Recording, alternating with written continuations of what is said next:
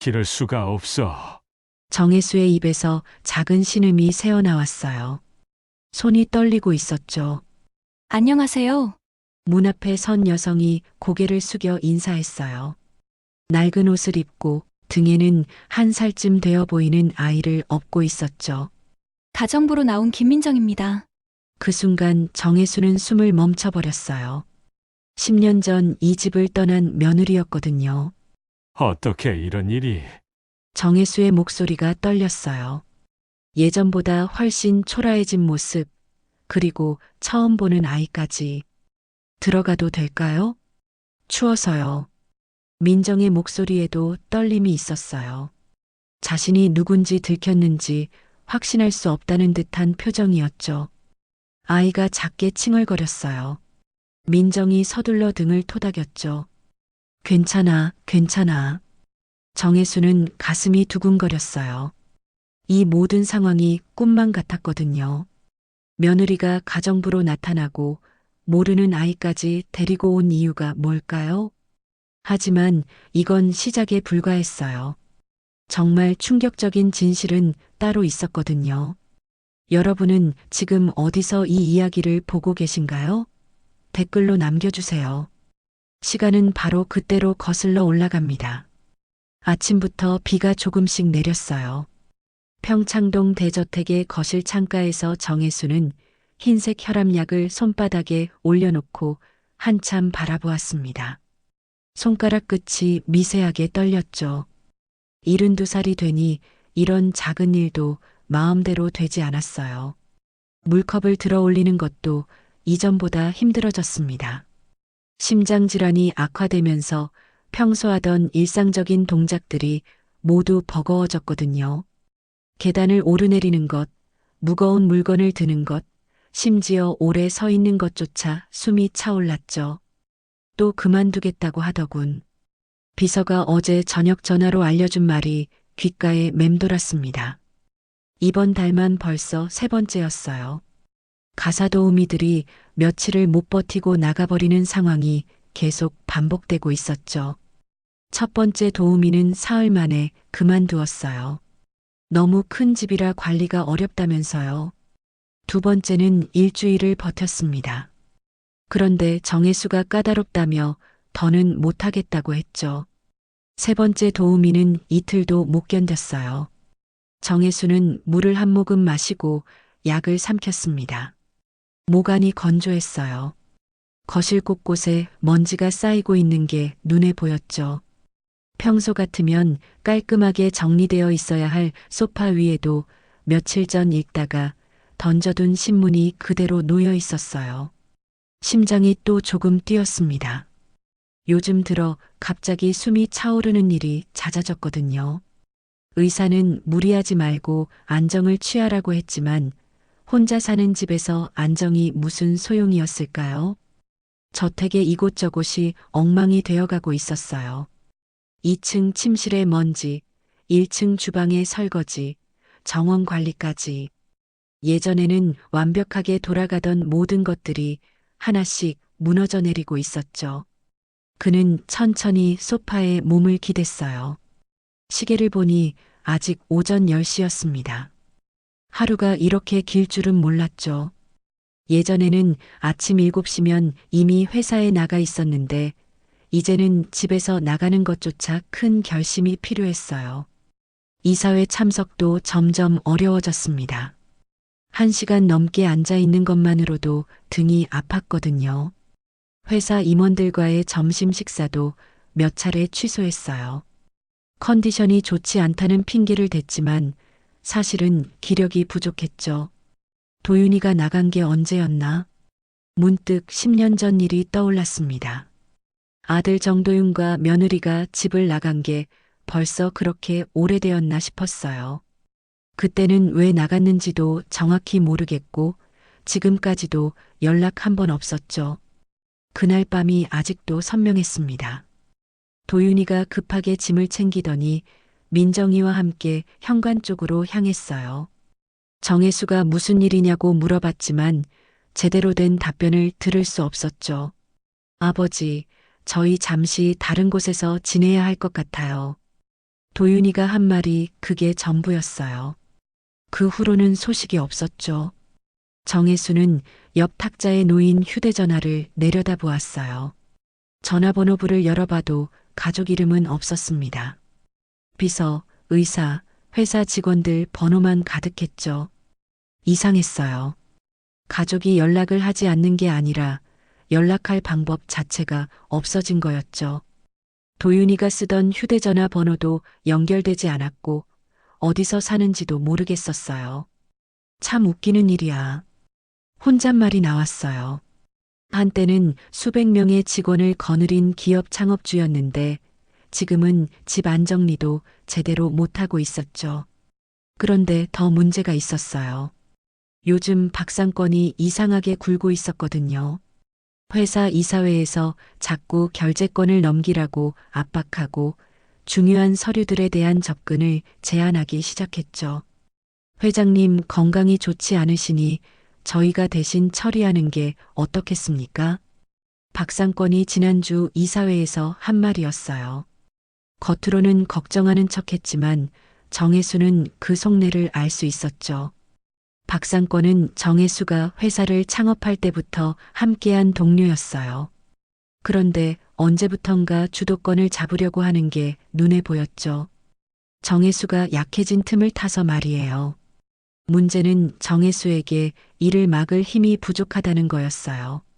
건강도 나빠지고 도와줄 가족도 없고 회사에 나가는 것도 힘들어진 상황에서 박상권의 움직임에 제대로 대응하기 어려웠죠.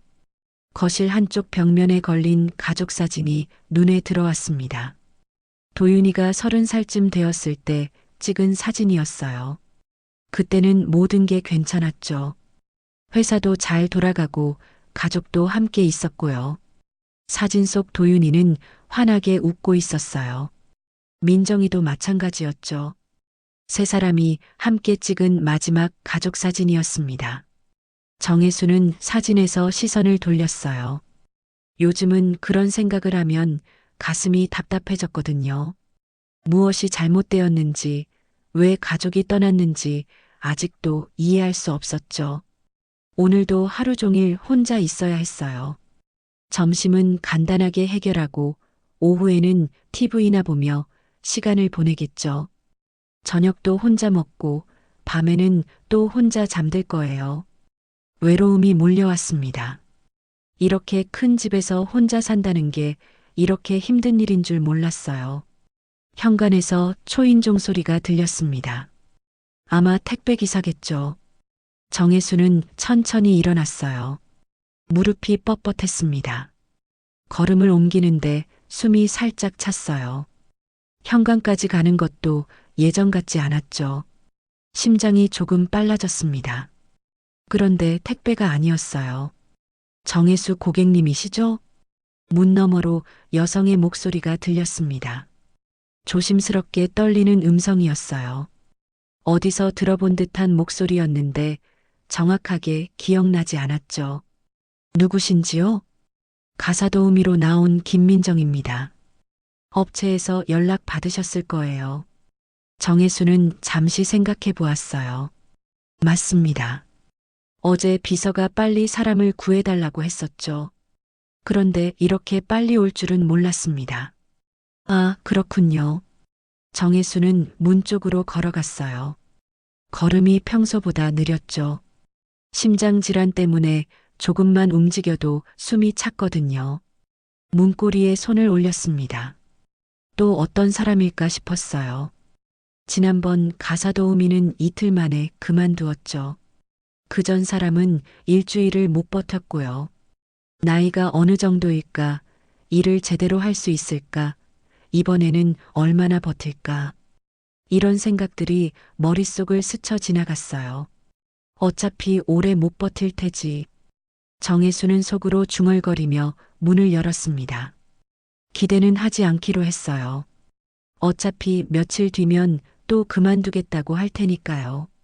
그 순간 시간이 멈춘 것 같았어요.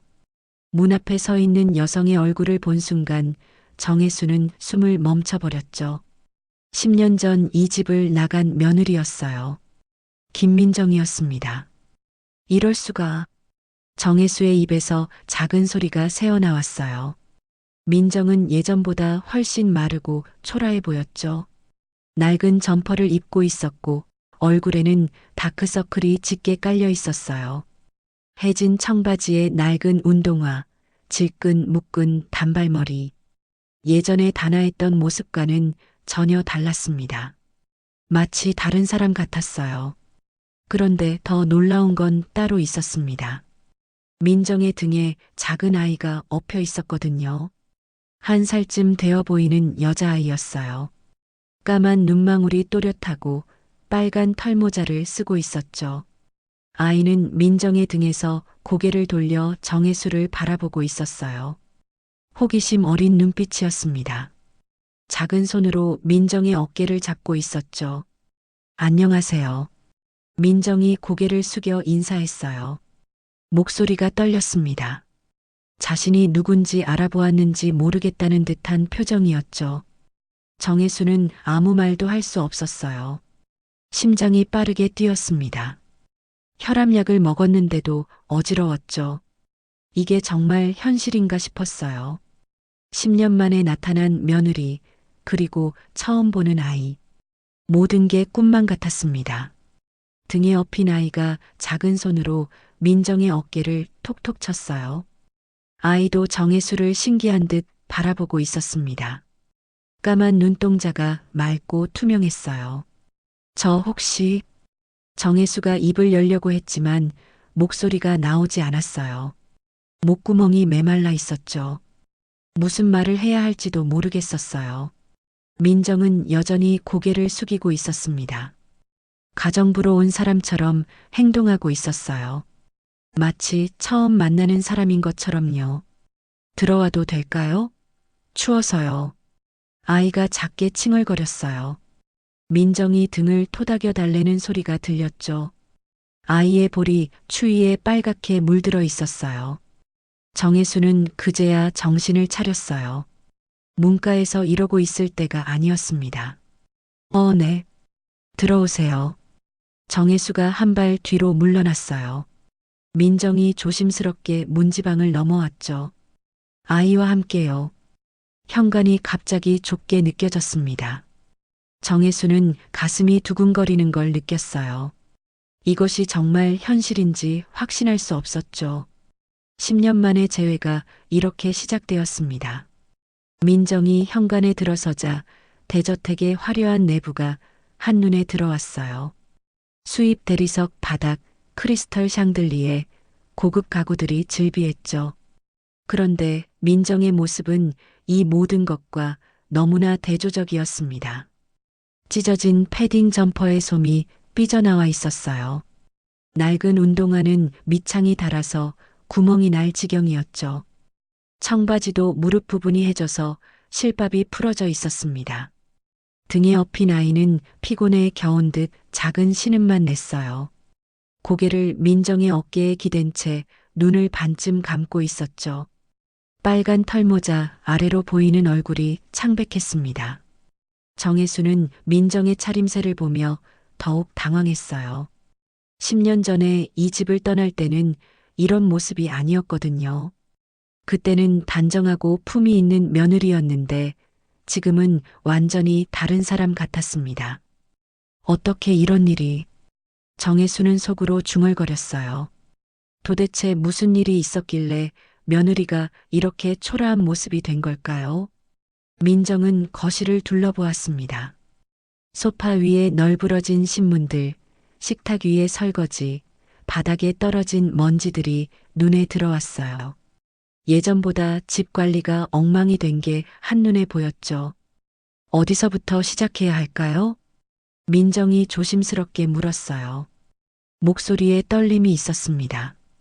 정혜수를 똑바로 쳐다보지 못하고 시선을 이리저리 피했죠.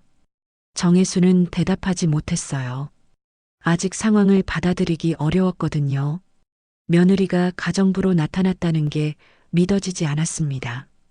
그때 등에 업힌 아이가 칭얼거리기 시작했어요. 으앙.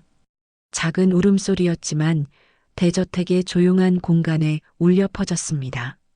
민정이 서둘러 등을 토닥였어요. 괜찮아, 괜찮아.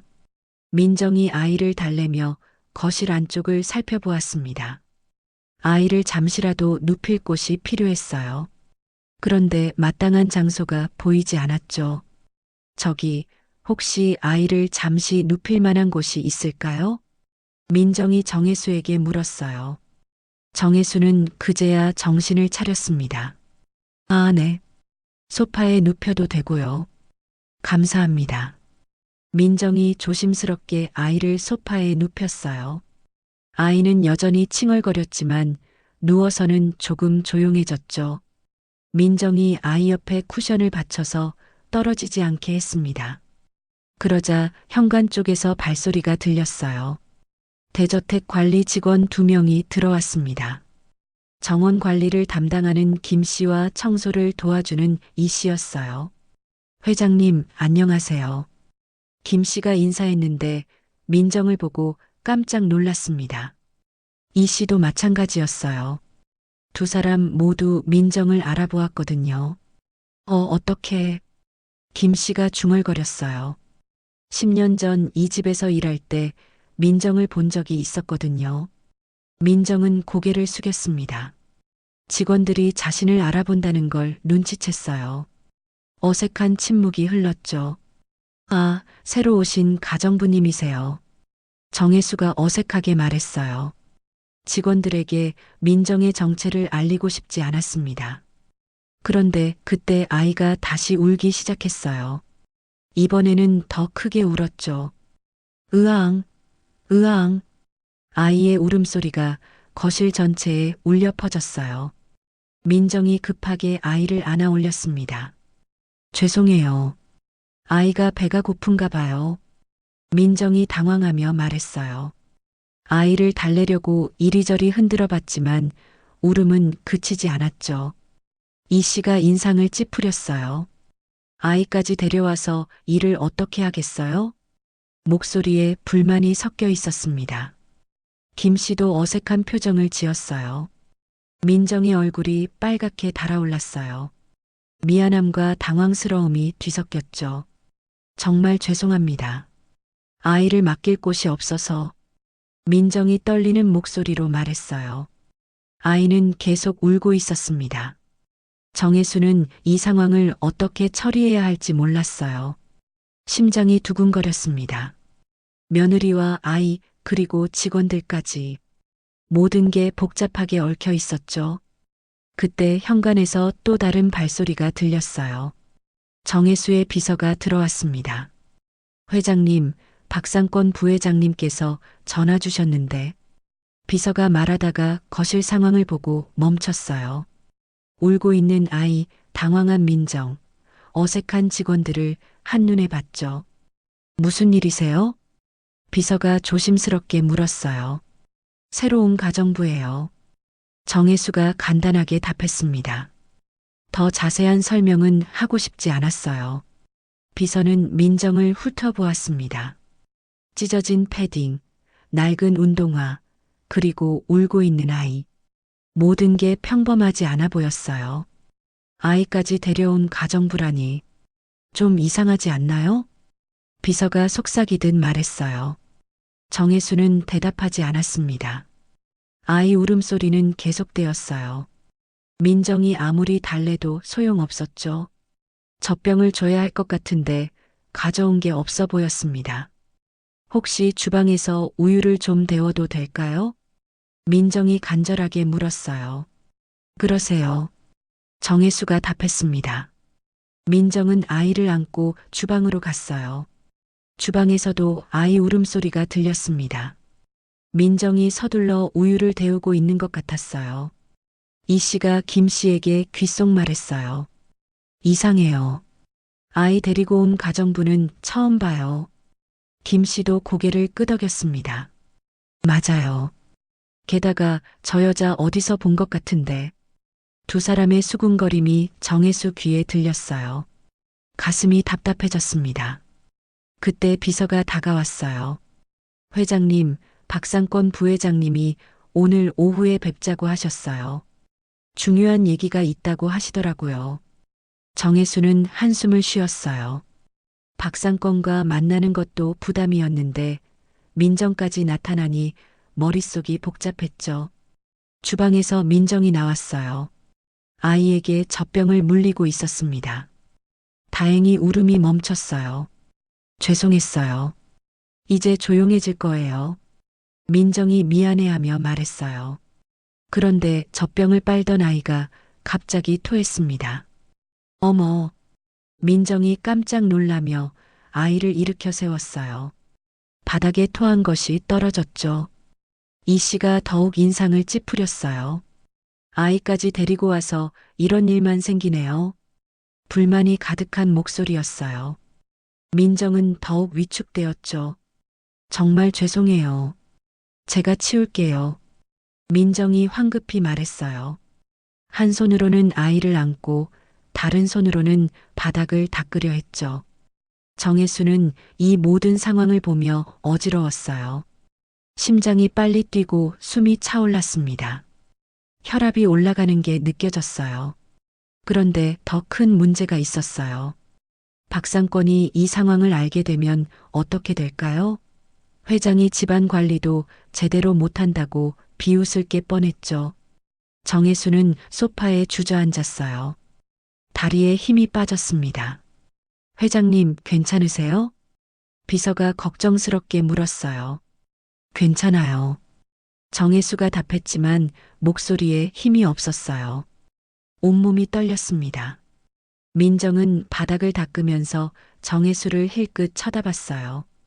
얼굴이 창백해진 게 보였죠. 걱정이 되었지만 쉽게 다가갈 수는 없었어요. 아이는 이제 조용해졌어요. 민정의 품에서 잠이 들기 시작했죠. 하지만 대저택의 분위기는 여전히 어색했습니다. 직원들의 시선, 정혜수의 당황, 민정의 위축, 모든 게 꼬여 있었어요. 이때 정혜수의 휴대전화가 울렸어요. 박상권이었습니다. 여보세요. 정혜수가 떨리는 손으로 전화를 받았어요. 혜수 형, 오늘 오후에 중요한 얘기가 있어서 찾아가겠어요. 박상권의 목소리가 들렸습니다. 차갑고 단호한 톤이었어요. 무슨 일인지요? 회사 일이에요. 형 건강도 좋지 않으시고 이제는 저희가 더 적극적으로 나서야 할 때 같아서요. 박상권의 말에 정혜수는 불안해졌어요. 뭔가 좋지 않은 일이 생길 것 같았죠. 알겠습니다. 정혜수가 전화를 끊었어요. 손이 더욱 떨렸습니다. 민정은 아이를 안고 서 있었어요. 어떻게 해야 할지 모르겠다는 표정이었죠. 오후에 박상권이 오면 이 상황을 어떻게 설명할까요? 며느리가 가정부로 왔다는 걸 어떻게 말할까요? 정혜수는 머릿속이 복잡해졌어요. 몸도 마음도 견디기 힘들어졌죠. 10년 만에 나타난 며느리, 처음 보는 아이, 박상권의 압박. 모든 게 한꺼번에 몰려왔습니다. 정혜수는 깊은 한숨을 쉬었어요. 이 모든 상황이 어떻게 흘러갈지 예측할 수 없었죠. 새벽 4시였어요. 정혜수는 잠에서 깨어 침실에서 일어났습니다. 가슴이 답답하고 목이 말랐어요. 어젯밤 박상권과의 통화가 계속 머릿속을 맴돌았죠. 혈압약을 챙기려 했는데 침대 옆 탁자에 없었어요. 부엌에 놔두었나 싶어서 천천히 계단을 내려갔습니다. 다리가 평소보다 더 무거웠어요. 1층 부엌에 도착해서 찬장을 뒤졌지만 약이 보이지 않았어요. 어디에 뒀는지 기억이 나지 않았죠. 최근 들어 깜빡하는 일이 많아졌거든요. 물이라도 마시자는 생각으로 냉장고에서 생수를 꺼냈습니다.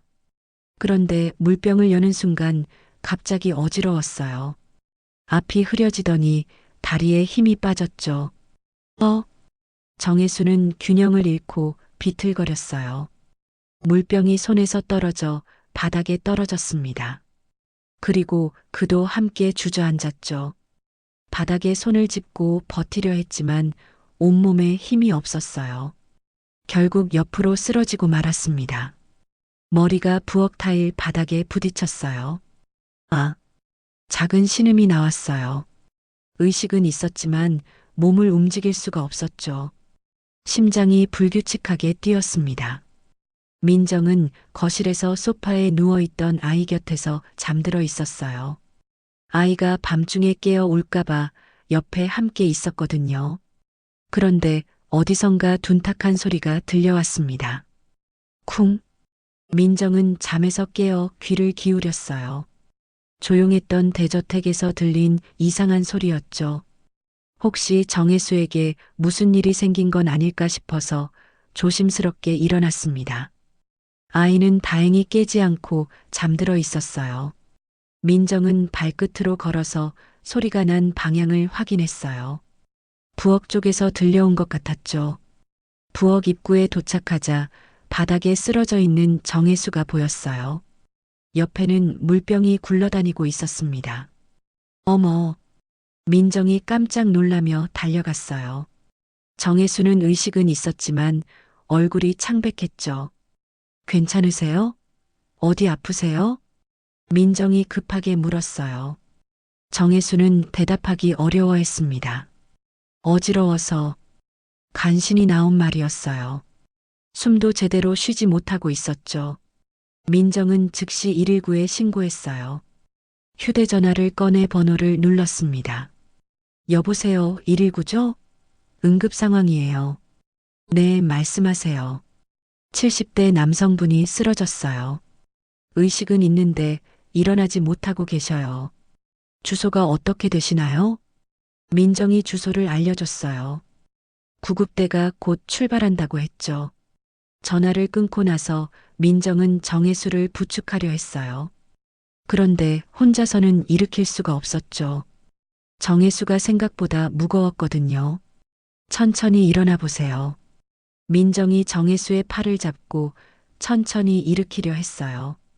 정혜수도 힘을 내려 했지만 쉽지 않았죠. 그때 거실에서 아이 울음소리가 들려왔어요. 으앙.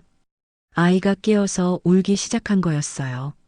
민정은 어떻게 해야 할지 난감했죠. 정혜수를 돌봐야 하는데 아이도 달래야 했거든요. 잠깐만 기다리세요. 아이가. 민정이 황급히 거실로 갔어요. 아이를 안아서 다시 부엌으로 왔습니다. 한 손으로는 아이를 안고 다른 손으로는 정혜수를 부축했죠. 괜찮아, 괜찮아. 민정이 아이를 달래면서도 정혜수 상태를 살폈어요. 얼굴색이 점점 나빠지고 있었죠. 구급대가 곧 올 거예요. 조금만 참으세요. 민정이 정혜수에게 말했어요. 정혜수는 고개를 끄덕였지만 힘들어 보였죠. 시간이 정말 오래 걸리는 것 같았어요. 민정은 계속 시계를 확인했죠. 아이는 계속 울었고 정혜수는 숨쉬기 어려워했어요. 드디어 밖에서 사이렌 소리가 들렸습니다. 구급대가 왔어요. 민정이 안도하며 말했어요. 현관문을 열러 가려다가 정혜수를 혼자 둘 수가 없어서 망설였죠. 그런데 구급대원들이 벨을 누르며 소리쳤어요. 119 구급대입니다. 네, 들어오세요. 문 안 잠가 놓았어요. 민정이 큰 소리로 답했어요. 구급대원 2명이 들어왔습니다. 어디 계세요? 부엌이요. 구급대원들이 부엌으로 달려왔어요. 정혜수를 보더니 즉시 상태를 확인했죠. 혈압부터 재겠습니다. 한 명은 혈압계를 꺼냈고 다른 한 명은 산소 포화도를 쟀어요. 혈압이 많이 높네요. 180에 120입니다. 산소 포화도는 90이에요. 구급대원들이 서로 대화했어요. 민정은 아이를 안고 옆에서 걱정스럽게 지켜봤죠. 가족분이세요? 구급대원이 민정에게 물었어요. 민정은 잠시 망설였습니다. 아니요. 가정부예요.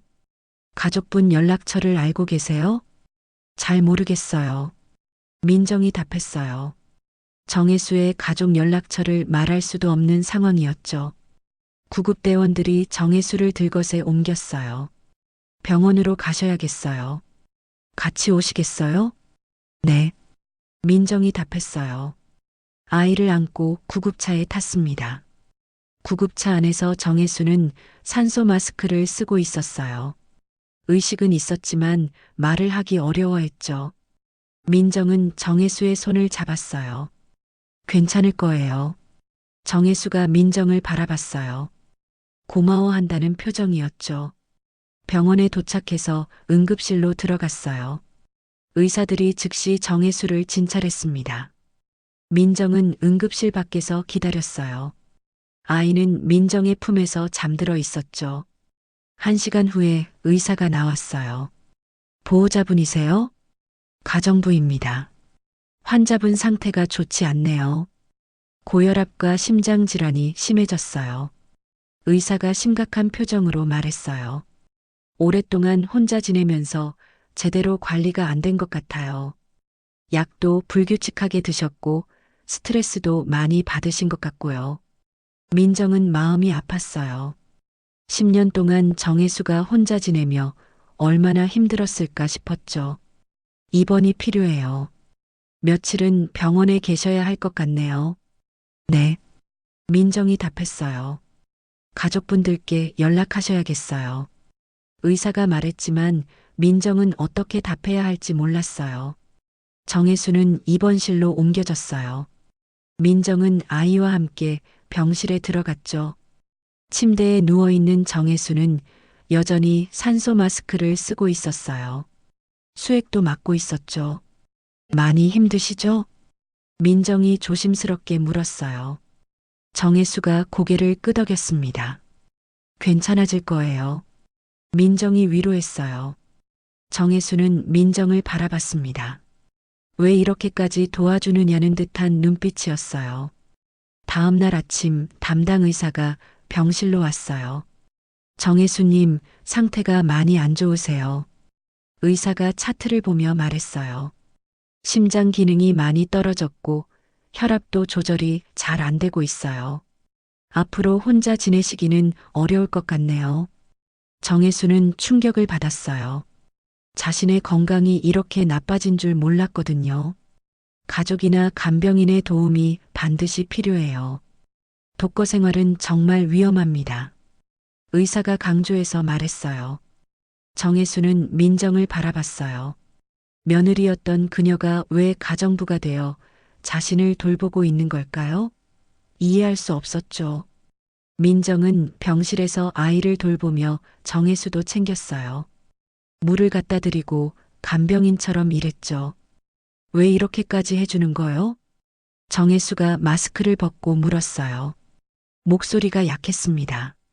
민정은 잠시 망설였어요. 그냥요. 대답이 그게 전부였어요. 정혜수는 더 이상 참을 수 없었어요. 이 모든 상황이 너무 이상했죠.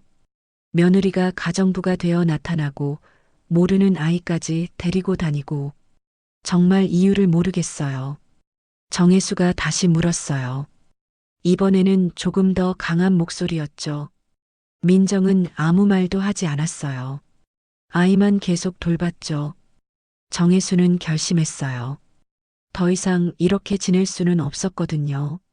퇴원하면 모든 걸 파악해야겠다고 생각했죠.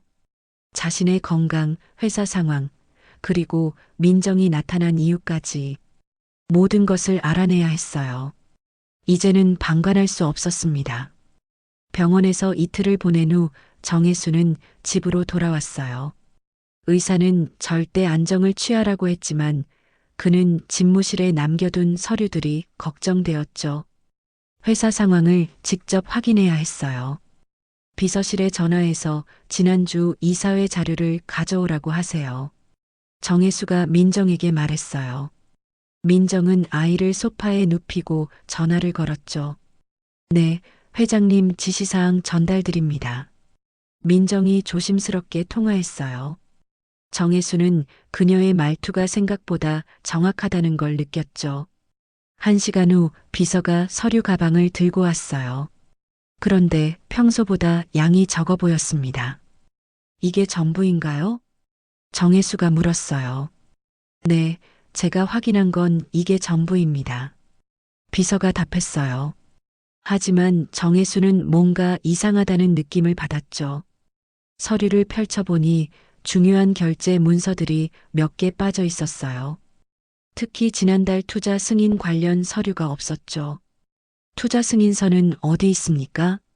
그건 박상권 부회장님께서 따로 보관하고 계신다고 들었습니다. 비서의 답변에 정혜수는 의심이 들었어요.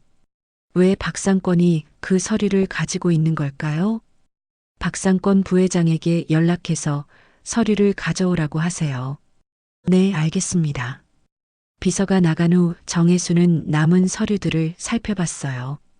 그런데 이상한 점들이 눈에 띄기 시작했죠. 회사 내부 결제권 분배표를 보니 자신도 모르는 사이에 권한이 축소되어 있었어요. 예전에는 모든 중요 결정에 최종 승인을 해야 했는데 이제는 박상권이 대부분의 권한을 가지고 있었죠. 이상해. 언제 이렇게 바뀐 거지? 정혜수는 혼잣말했어요. 기억이 나지 않았습니다. 민정이 다가왔어요. 도움이 필요하시면 말씀하세요.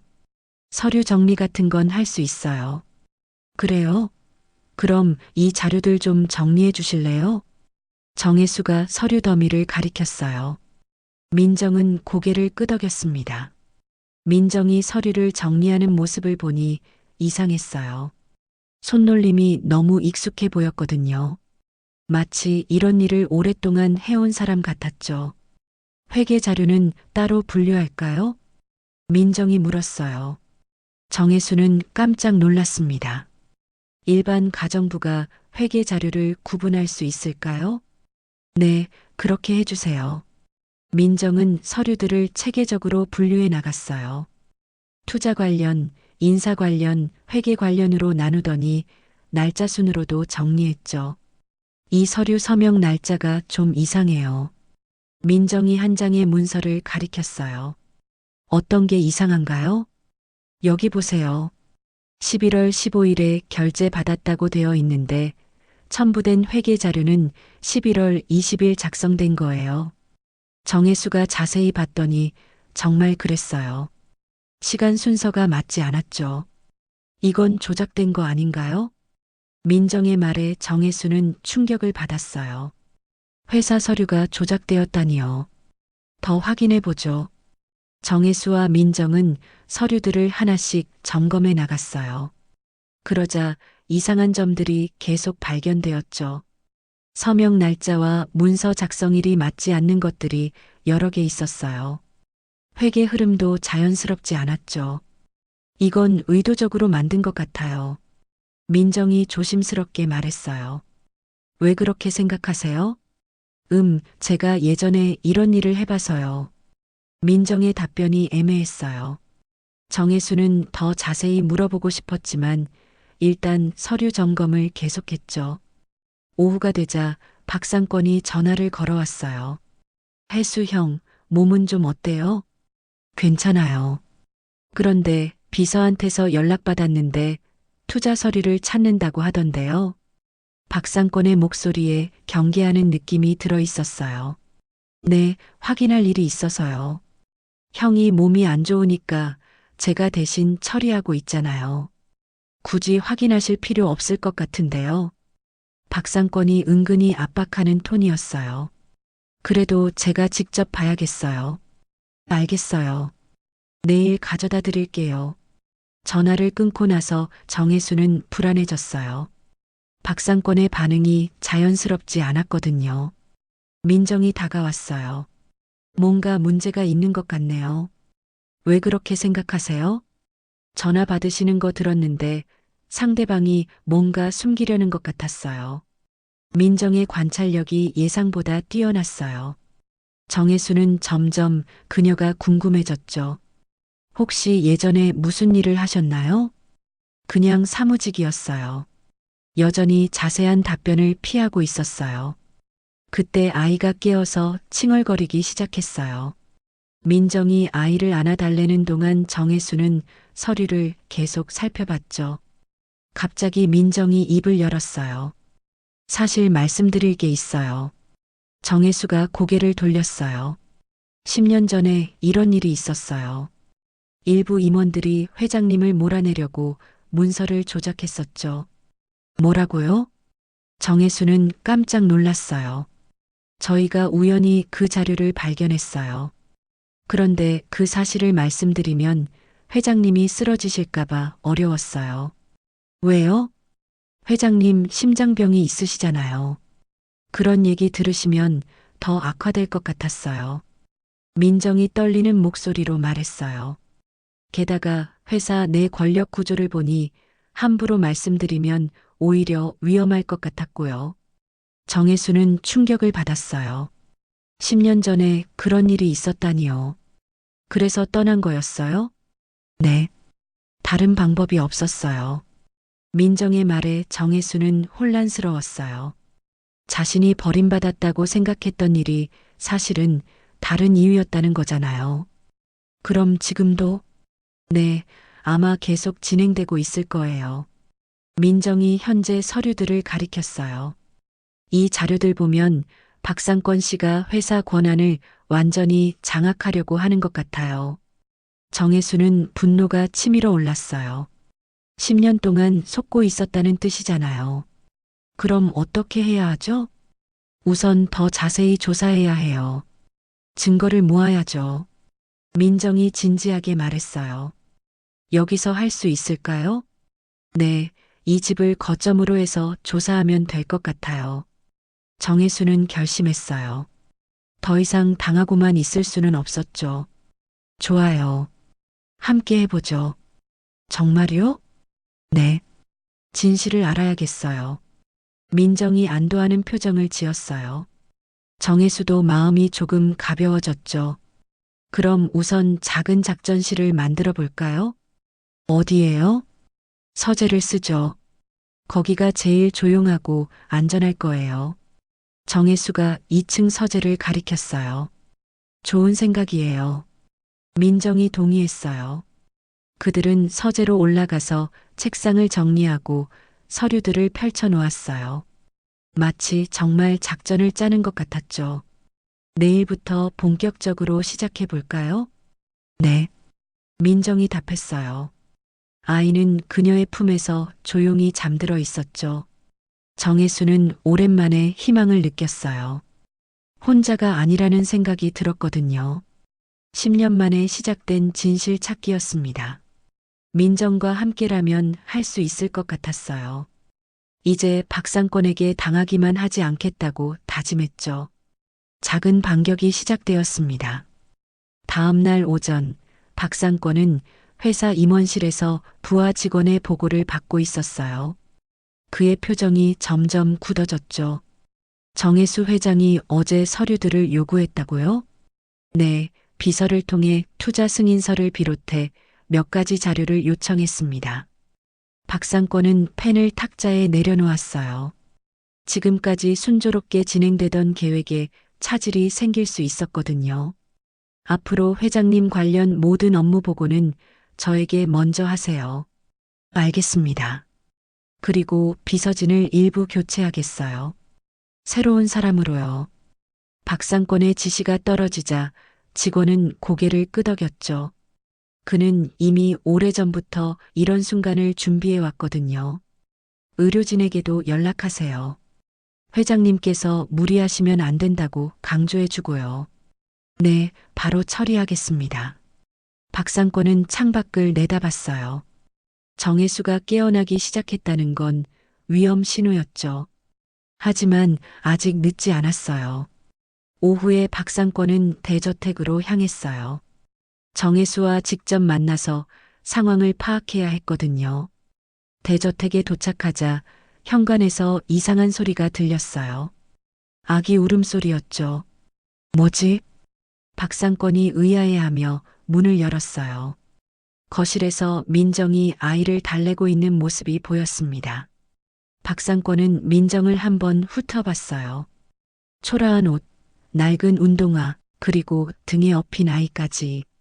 너무나 늙고 초라해진 탓에 그녀가 자신이 쫓아낸 며느리라고는 상상조차 못하는 눈치였어요. 이게 뭔 상황이지? 박상권이 냉소적으로 중얼거렸어요. 마침 정혜수가 계단에서 내려왔습니다. 상권이 왔구나. 네, 안녕하세요. 그런데 저 사람은? 박상권이 민정을 가리키며 물었어요. 경멸하는 듯한 시선이었죠. 새로운 가정부예요. 아기까지 데리고 온 가정부라니. 이상하지 않나요? 박상권의 목소리에 비꼬는 느낌이 들어 있었어요. 민정은 고개를 숙이고 아이를 달래고 있었어요. 박상권의 시선이 따가웠거든요. 요즘 이런 사람들을 집에 들이시는 거군요. 박상권이 정혜수에게 말했어요. 은근히 정신적 판단력을 문제 삼는 톤이었죠. 정혜수는 불쾌했지만 참았어요. 지금 박상권과 다툴 때가 아니었거든요. 회사 서류는 가져왔나요? 네, 차에 있어요. 근데 혜수 형, 몸이 안 좋으신데 이런 일까지 신경 쓰실 필요 있나요? 박상권이 걱정하는 척했지만 실제로는 견제하는 거였어요. 그때 아이가 다시 크게 울기 시작했어요. 으앙. 아이 울음소리가 거실에 울려 퍼졌습니다. 민정이 서둘러 달래려 했지만 쉽게 그치지 않았어요. 박상권이 인상을 찌푸렸어요. 이래서 아이 있는 사람을 가정부로 쓰면 안 되는 거 아닌가요? 괜찮아요. 정혜수가 답했지만 박상권은 계속 불만을 표했어요.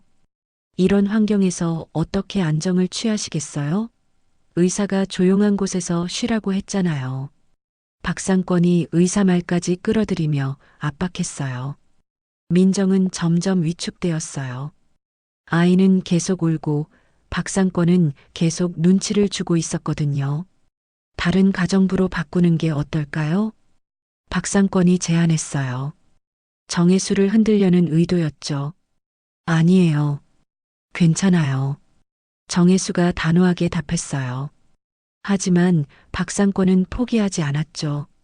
형 건강이 제일 중요한데 이렇게 시끄럽고 복잡한 환경은. 됐어요. 정혜수가 목소리를 높였어요. 박상권이 너무 지나쳤거든요. 박상권은 놀란 척했어요. 죄송해요. 걱정이 되어서요.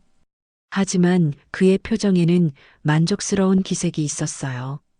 정혜수가 감정적으로 반응한다는 것도 약점으로 쓸 수 있었거든요. 민정은 아이를 안고 조용히 주방으로 피했어요. 더 이상 상황을 악화시키고 싶지 않았죠. 회사 서류나 가져다 주세요. 정혜수가 차갑게 말했어요. 네, 알겠어요. 박상권이 차로 나가서 서류 가방을 가져왔어요. 하지만 그 안에는 중요한 문서들이 빠져 있었죠. 이게 전부인가요? 정혜수가 물었어요. 네, 제가 확인한 건 이게 전부입니다. 나머지는 아직 정리 중이에요. 박상권이 거짓말을 했어요. 실제로는 중요한 서류들을 따로 보관하고 있었거든요. 정혜수는 의심스러웠지만 일단 받아들였어요.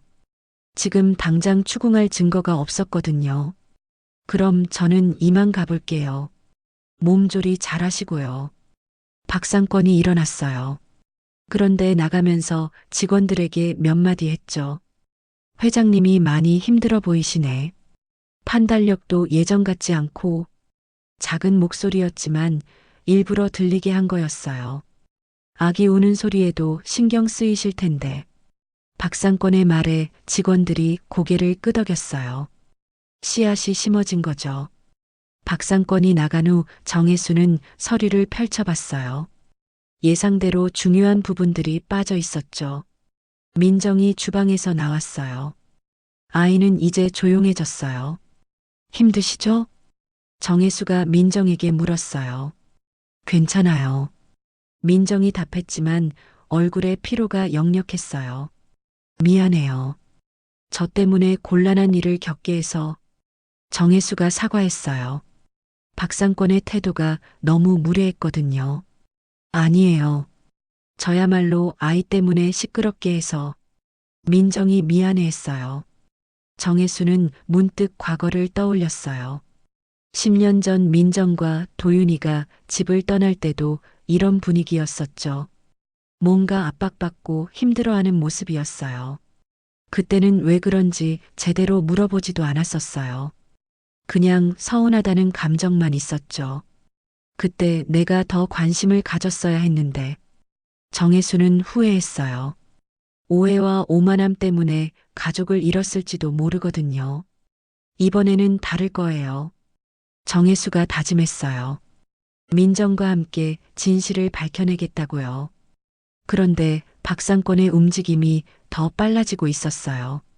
이미 회사 내부에서는 정혜수의 판단력을 의심하는 소문이 퍼지기 시작했거든요. 회장님이 악이 있는 가정부를 쓴다더라.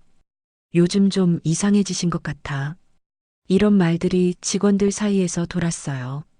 박상권은 이런 분위기를 이용해서 자신에게 유리한 계약들을 추진하기 시작했어요. 정혜수가 제대로 대응하기 전에 기정사실을 만들려는 거였죠. 정혜수는 이 모든 상황을 감지하고 있었어요. 더 이상 개인적인 문제가 아니라 회사 전체가 위험에 처했다는 걸 알았죠. 이제 정말 결단을 내려야 해. 정혜수가 혼잣말했어요. 민정이 다가왔어요. 뭔가 계획이 있으시나요? 네. 이제 본격적으로 맞서야겠어요. 정혜수의 목소리에 결의가 담겼어요. 박상권의 역습이 시작되었지만 정혜수도 더 이상 당하고만 있지 않을 거였어요. 진짜 싸움이 시작된 거였죠. 그날 밤 서재에서 민정은 정혜수 앞에 낡은 봉투를 꺼내 놓았어요. 10년 동안 몰래 보관해왔던 자료들이었죠. 이제 모든 걸 말씀드릴게요. 민정의 목소리가 떨렸어요. 정혜수는 긴장한 채 그녀를 바라봤습니다. 10년 전에 무슨 일이 있었는지부터 시작할게요. 민정이 봉투에서 서류들을 꺼냈어요. 복사한 문서들과 메모지들이 가득했죠. 박상권 씨가 도윤이를 이용해서 회장님을 몰아내려고 했어요. 뭐라고요? 정혜수가 놀라며 물었어요. 여기 보세요. 민정이 한 장의 문서를 펼쳤어요. 박상권이 작성한 것으로 보이는 내부 보고서였죠. 도윤이가 아버지의 결재권을 가로채려 한다는 내용이에요. 완전히 조작된 거죠. 정혜수가 자세히 봤더니 정말 그런 내용이 적혀 있었어요. 아들이 자신을 배신하려 한다는 거짓 정보였죠. 이걸 회사 내부에 퍼뜨려서 혼란을 일으키려 했어요. 민정이 다른 자료도 보여줬어요. 박상권이 여러 임원들에게 보낸 이메일 사본들이었죠. 정도윤이 아버지 몰래 주요 결정을 내리고 있다더라. 회장님 나이도 있으시고 이제 젊은 사람한테 맡기는 게 어떨까? 이런 내용들이 담긴 메일들이었어요. 정혜수는 충격을 받았어요. 박상권이 이렇게 치밀하게 계획했다니요. 도윤이와 저는 이 사실을 우연히 알게 됐어요. 민정이 계속 설명했어요. 그때 회장님 심장 질환이 많이 악화된 상태였잖아요. 정혜수가 고개를 끄덕였어요. 10년 전 그때가 가장 아팠던 시기였죠. 이 사실을 말씀드리면 회장님이 격분하실 게 뻔했어요. 그럼 심장 상태가 더 나빠질 거고요. 민정의 말이 맞았어요. 정혜수는 그때 조금만 충격받아도 위험한 상태였거든요. 게다가 그 틈을 박상권 씨가 노리고 있었어요. 어떻게요? 회장님이 쓰러지시면 자연스럽게 자기가 회사를 장악할 수 있었거든요. 정혜수는 소름이 돋았어요. 그렇게 치밀한 계획이었다니요. 그래서 저희가 선택한 방법이 조용히 사라지는 거였어요. 민정의 눈에 눈물이 맺혔어요. 도윤이가 스스로 물러나면 박상권 씨의 명분이 없어지잖아요. 아들이 아버지를 배신한다는 스토리도 성립하지 않고요. 정혜수는 이제야 이해했어요. 아들과 며느리가 자신을 지키려고 희생한 거였죠. 그런데 저희가 떠나자 박상권 씨는 다른 방법을 썼어요. 민정이 또 다른 자료를 꺼냈어요. 아들 부부가 배신하고 떠났다고 소문을 퍼뜨린 거예요. 뭐? 그래서 회장님이 버림받았다고 생각하게 만든 거죠. 정혜수는 분노가 치밀어 올랐어요. 박상권이 이렇게까지 악랄했다니요. 저희는 그 후로 완전히 몰락했어요. 민정의 목소리가 더욱 떨렸어요. 도윤이는 아버지 회사와 관련된 일은 할 수 없었어요. 박상권 씨가 방해했거든요. 그래서 지금 뭘 하고 있나요? 공사장에서 일용직 일해요. 운전 알바도 하고요. 정혜수는 가슴이 아팠어요. 아들이 그렇게 고생하고 있었다니요. 민정이 작은 수첩을 꺼냈어요. 여기 하은이 출생 기록이에요. 아이의 출생 증명서와 병원 기록들이 있었어요. 정말 도윤이와 민정의 아이였죠. 1년 전에 태어났어요. 그런데 병원비도 제대로 못 낼 정도로 힘들었어요. 민정이 또 다른 서류들을 보여줬어요. 밀린 병원비 고지서, 전세 계약서, 연체 통지서들이었죠. 지금도 월세 15만 원짜리 고시원에서 살아요. 셋이서요. 정혜수는 충격이 더 컸어요.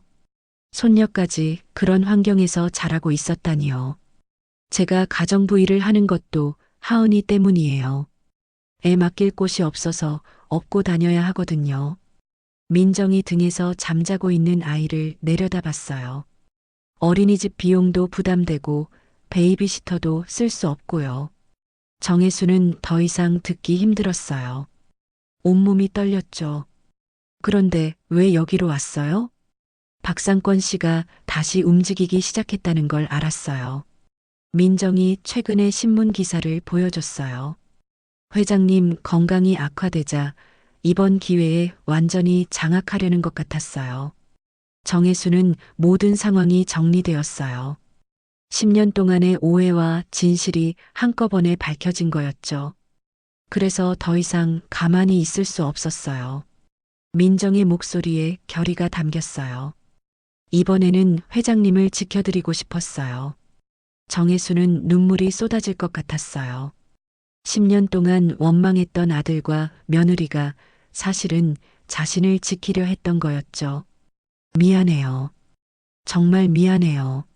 정혜수가 떨리는 목소리로 말했어요. 아니에요. 저희가 제대로 설명하지 못해서요. 민정도 눈물을 흘렸어요. 정혜수는 일어나서 창가로 갔어요. 밖은 깜깜했지만 마음은 복잡했죠. 도윤이는 어디 있어요? 멀지 않은 곳에서 지켜보고 있어요. 지켜본다고요?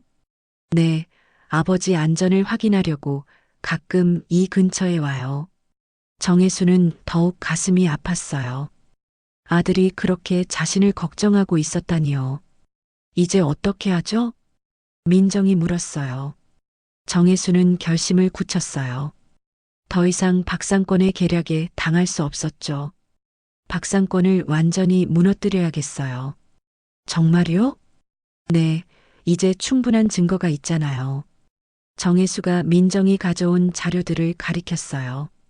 이사회를 열어서 모든 걸 공개하겠어요. 위험하지 않을까요?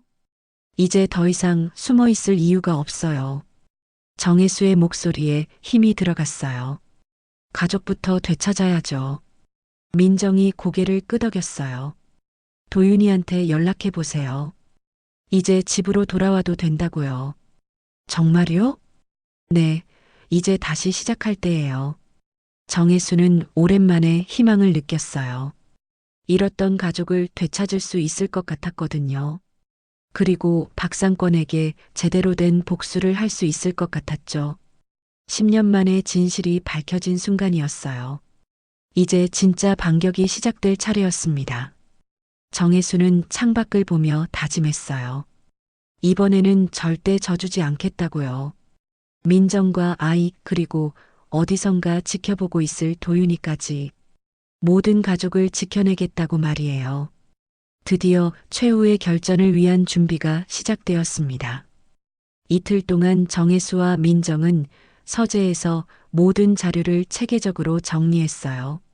10년간 숨겨졌던 박상권의 범죄 행위들이 하나씩 드러나고 있었죠.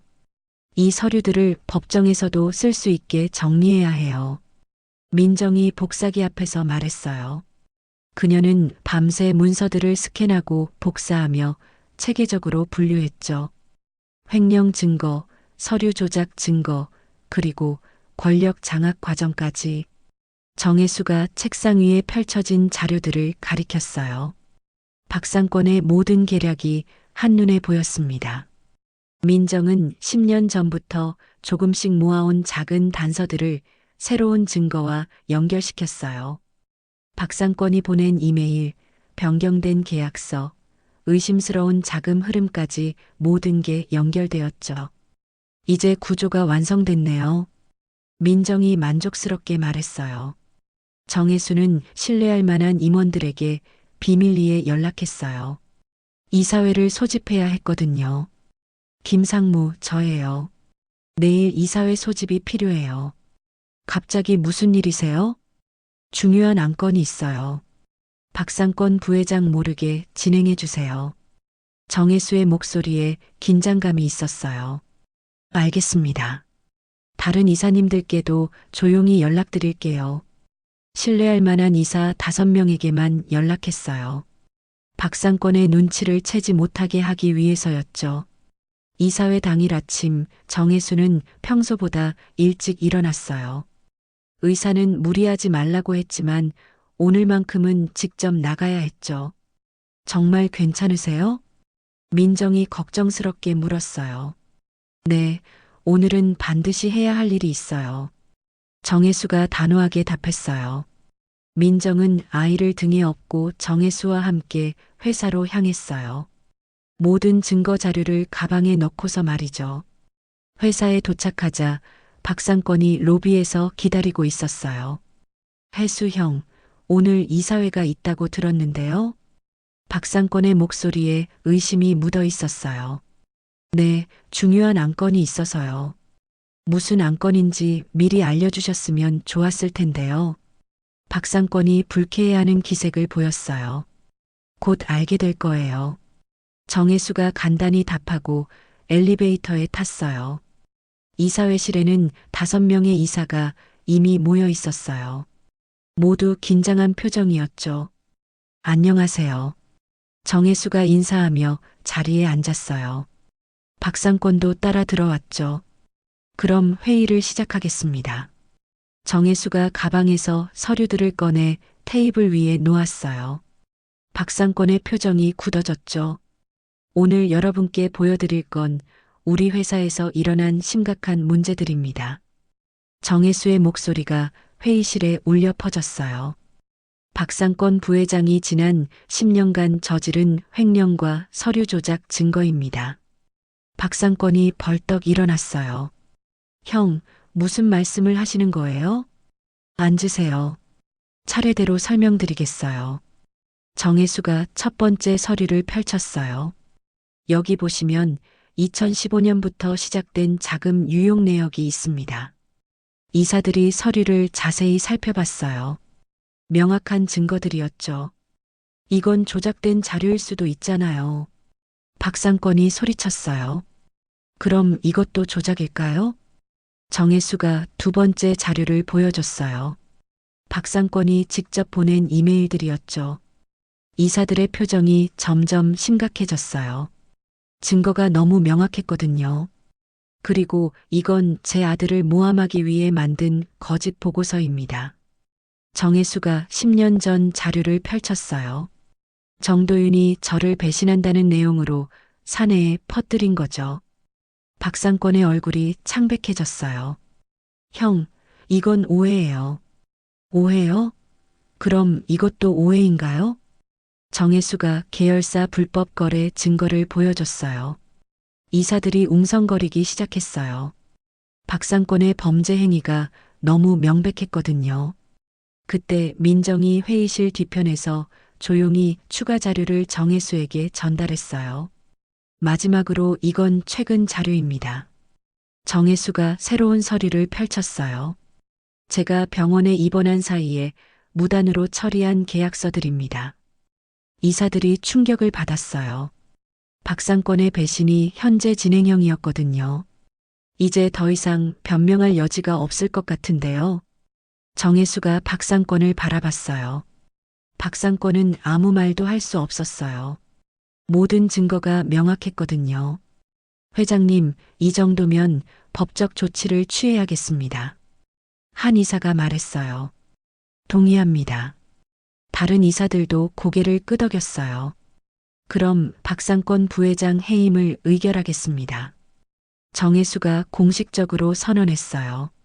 잠깐, 형. 박상권이 다시 소리쳤지만 이미 늦었어요. 만장일치로 해임이 의결되었습니다. 회의실 문이 열리며 보안 요원들이 들어왔어요. 미리 연락해둔 거였죠. 박상권 씨, 같이 가시죠. 보안 요원이 박상권에게 말했어요. 이런 식으로 나갈 수는 없어. 박상권이 발버둥 쳤지만 소용없었어요. 법정에서 만나죠. 정혜수가 차갑게 말했어요. 박상권이 끌려나간 후 회의실은 조용해졌어요. 회장님, 고생 많으셨습니다. 이사들이 정혜수에게 인사했어요. 여러분 덕분입니다. 정혜수가 답했어요. 민정이 아이를 안고 다가왔어요. 이제 끝났나요? 네, 이제 끝났어요. 정혜수가 안도하며 답했어요. 10년간의 악몽이 드디어 끝난 거였어요. 하지만 정혜수에게는 더 중요한 일이 남아 있었어요. 가족을 되찾는 일이었죠. 도윤이한테 연락해 보세요. 지금요? 네, 이제 집으로 돌아와도 된다고 말해주세요. 민정이 고개를 끄덕였어요. 정혜수는 창밖을 내다봤어요. 오랜만에 마음이 평화로웠어요. 박상권의 계략은 완전히 무너졌어요. 이제 새로운 시작을 할 수 있었죠. 회사로 돌아가는 길에 정혜수는 생각했어요. 앞으로 어떻게 가족과 지내야 할지, 어떻게 지난 10년의 상처를 치유할지. 하지만 일단 가장 중요한 건 해결되었어요. 진실이 밝혀진 거였죠. 이제 정말로 새로운 시작을 할 수 있었습니다.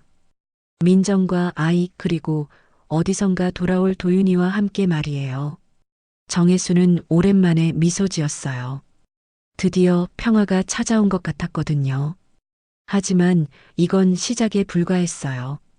진짜 중요한 건 이제부터였죠. 가족을 다시 하나로 만드는 일이 말이에요. 박상권의 사건이 마무리된 지 일주일 후 정혜수는 평창동 대저택으로 민정과 하은이를 정식으로 맞아들였어요. 이번에는 가정부가 아니라 가족으로서 말이죠. 이제 정말 집으로 돌아온 거네요. 민정이 현관에서 말했어요. 하은이는 그녀의 품에서 큰 눈으로 주변을 둘러보고 있었죠. 네, 이제 진짜 집이에요. 정혜수가 답했어요. 목소리에 따뜻함이 묻어 있었죠. 2층에 있던 빈 방을 하은이의 방으로 꾸미기로 했어요. 10년 동안 사용하지 않았던 공간이었죠. 여기가 좋을 것 같아요. 정혜수가 남향창이 있는 방을 가리켰어요. 햇빛이 잘 들어와서 아이에게 좋을 것 같았거든요. 민정은 방 안을 살펴봤어요. 넓고 깨끗했지만 아기용 가구가 전혀 없었죠. 아기 침대랑 장난감, 필요한 것들을 주문하겠어요. 정혜수가 말했어요. 너무 비싼 것들은 안 돼요. 민정이 걱정스럽게 말했어요.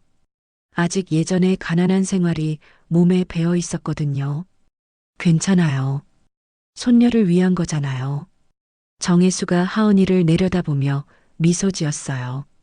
하은이는 할아버지의 얼굴을 빤히 바라보고 있었어요. 처음 본 사람이지만 경계하지 않는 것 같았죠. 혹시 도윤이 연락처를 아세요? 정혜수가 조심스럽게 물었어요. 잘 바뀌거든요. 일용직이다 보니 휴대폰도 자주 바꾸고요. 민정이 답했어요. 그럼 어떻게 연락해야 하죠? 제가 아는 곳이 몇 군데 있어요. 차근차근 찾아볼게요. 민정이 희망적으로 말했어요. 그날 오후 대저택 직원들이 모여서 회의를 했어요. 김 씨와 이 씨, 그리고 새로 온 청소 도우미까지 4명이었죠. 앞으로 민정님과 아기를 가족으로 모시게 됐어요. 정혜수가 직원들에게 공지했어요. 네, 알겠습니다. 김 씨가 답했어요. 예전에 민정을 알아봤던 그였지만 이제는 반갑게 맞아주었죠. 아기 때문에 시끄러울 수도 있는데 이해해 주세요.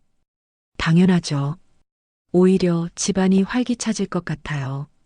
이 씨도 태도가 완전히 바뀌어 있었어요. 저녁 시간 정혜수와 민정은 거실에서 차를 마시며 이야기했어요. 하은이는 소파 위에서 잠들어 있었죠. 앞으로 어떻게 지내야 할까요? 민정이 물었어요. 예전처럼 호화롭게 살 필요는 없어요. 가족이 함께 있는 게 가장 중요하죠. 정혜수가 진심으로 말했어요. 도윤이가 돌아오면 어떻게 반응할까요? 처음엔 어색할 거예요. 10년이나 떨어져 있었으니까요. 정혜수가 솔직하게 답했어요. 하지만 시간이 해결해 줄 거예요. 민정이 고개를 끄덕였어요. 다음 날 하은이가 거실에서 기어다니기 시작했어요. 넓은 공간이 신기했나 봐요. 어머, 혼자서 기어가네요. 민정이 놀라며 말했어요. 정혜수는 하은이의 움직임을 지켜보며 미소 지었어요. 오랜만에 집안에 아이 웃음소리가 들리니 기분이 좋았거든요. 아부부. 하은이가 옹알이를 하며 정혜수 쪽으로 기어왔어요. 오너라 하은아. 정혜수가 손을 내밀었어요. 하은이가 그의 손을 잡고 일어서려고 했죠. 조심해. 민정이 걱정하며 다가왔지만 정혜수가 말렸어요. 괜찮아요. 아이는 넘어지면서 큰다고 하잖아요.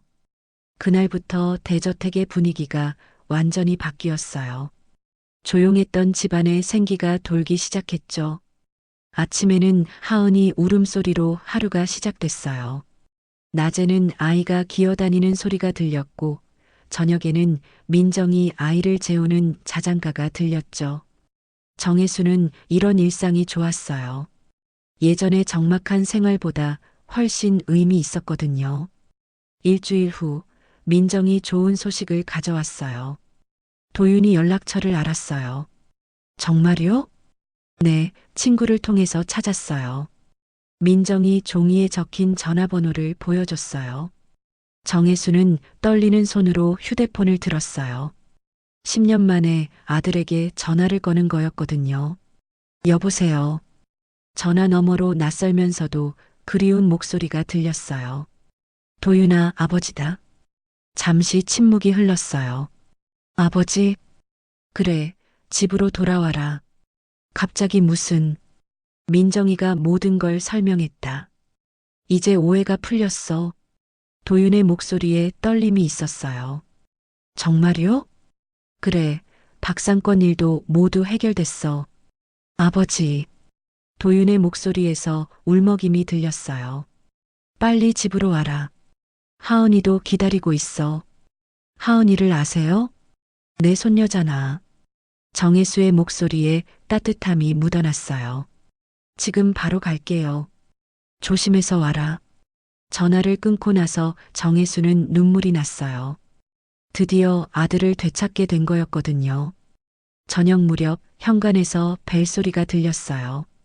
정혜수가 문을 열자 초라한 차림의 도윤이 서 있었어요.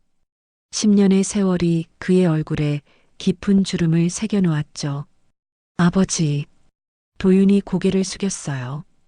들어와라. 정혜수가 아들을 끌어안았어요. 10년 만의 포옹이었죠. 미안해요, 아버지. 내가 미안하다. 두 사람 모두 눈물을 흘렸어요. 하은이가 아빠를 보고 손을 흔들었어요. 하은아. 도윤이 딸을 안아 올렸어요. 그날 밤 온 가족이 함께 식사를 했어요. 10년 만에 완성된 가족 식탁이었죠. 이제 다시 시작하자.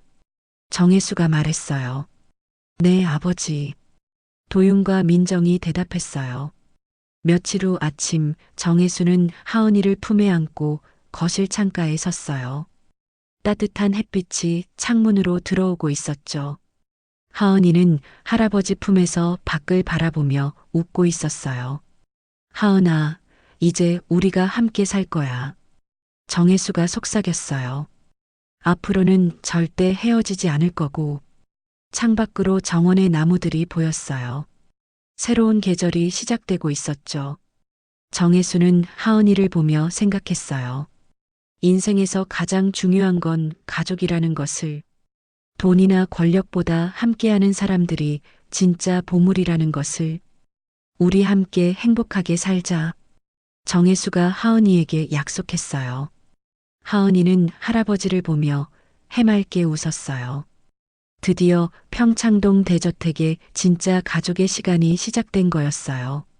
오랫동안 멈춰있던 시계 바늘이 다시 움직이기 시작했습니다.